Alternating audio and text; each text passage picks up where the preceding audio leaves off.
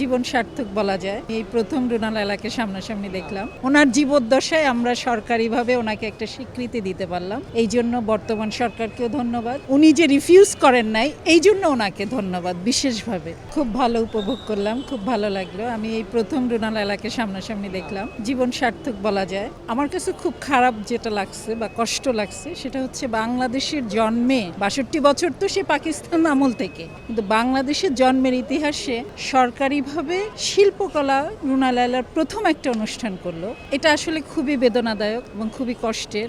আমি 92 ব্যাচ, কিন্তু আমি আজ পর্যন্ত অবশ্য দেখি নাই সরকারিভাবে রুনা লায়লার কোনো একক সঙ্গীত অনুষ্ঠান। অবশেষে হলো, ওনার জীবদ্দশায় আমরা সরকারিভাবে ওনাকে একটা স্বীকৃতি দিতে পারলাম, এই জন্য বর্তমান সরকারকেও ধন্যবাদ, শিল্পকলাকে ধন্যবাদ এবং আমরা ধন্য। উনি আসছেন, উনি যে রিফিউজ করেন নাই, এই জন্য ওনাকে ধন্যবাদ বিশেষভাবে। ভালো লেগেছে সব দিক থেকে অনুষ্ঠানটা, আমার কাছে খুবই ভালো লেগেছে। আমিও ধন্য ওনাকে চোখের সামনে সরাসরি দেখতে পেলাম।